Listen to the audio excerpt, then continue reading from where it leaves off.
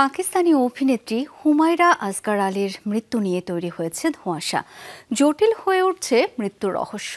DNA sample রিপোর্টে শরীরে কোনো রকম মাদক কিংবা চেতনানাশকের আলামত পাওয়া যায়নি। তবে বাবা মার দাবি পরিকল্পিতভাবে খুন করা হয়েছে তাদের মেয়েকে। এদিকে মৃতের বাবা মার আচরণ নিয়ে সামাজিক যোগাযোগ মাধ্যমে সমালোচনা করছেন অনেকে। নতুন ব্লেন্ডে আরো রিচ অ্যারোমায় সেলন ফ্যামিলি ব্লেন্ড টে।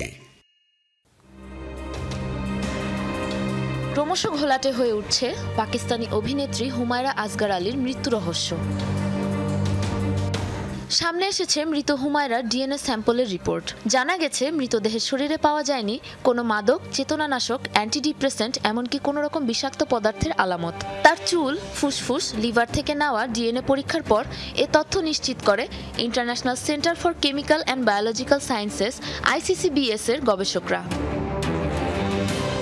যদিও ডিএনএ রিপোর্টের সাথে ভিন্ন মত নিহতের বাবা মার। তাদের দাবি পরিকল্পিতভাবে খুন করা হয়েছে হুমায়রাকে। আমার মেয়েকে স্টোর রুমে আটকে বাইরে থেকে সিট কিনে দিয়ে দিয়েছিল কেউ, এমনকি সদর দরজাও বাইরে থেকে বন্ধ ছিল। এসবই আমার ছেলে দেখে এসেছে। এটা কোনো দুর্ঘটনা হতেই পারে না, পরিকল্পিতভাবে খুন করা হয়েছে তাকে। অভিযোগ তুললেও দীর্ঘদিন ধরেই মেয়ের সাথে বাবা মায়ের যোগাযোগ ছিল না। মেয়ের মৃত্যুর পর তাদের নির্বিকার আচরণ নিয়েও উঠেছে নিন্দার ঝড়। দীর্ঘ সময় কন্যা নিখোঁজ থাকার পরও কেন পুলিশের কাছে যাননি, সাংবাদিকদের এই প্রশ্নে রীতিমতো দায়সারা জবাব দিলেন হুমায়রার মা। এমন কোনো পরিস্থিতির মুখোমুখি আমরা কখনো হইনি, বুঝতে পারিনি আমাদের কি করা উচিত। আমরা তো জানতাম না সে মারা যাবে। সোমবার চূড়ান্ত নিরীক্ষণের জন্য হুমায়রা আসগরের ডিএনএ রিপোর্ট চিকিৎসকের কাছে হস্তান্তর করবে পুলিশ।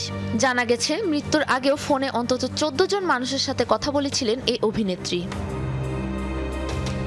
গেল 8 জুলাই করাচিতে নিজ বাসা থেকে উদ্ধার করা হয় পাকিস্তানের জনপ্রিয় এই অভিনেত্রীর মরদেহ। ময়নাতদন্তে জানা যায় অন্তত 8 মাস ধরে বাড়িতে পড়েছিল অভিনেত্রী হুমায়রা আসগর আলীর মরদেহ।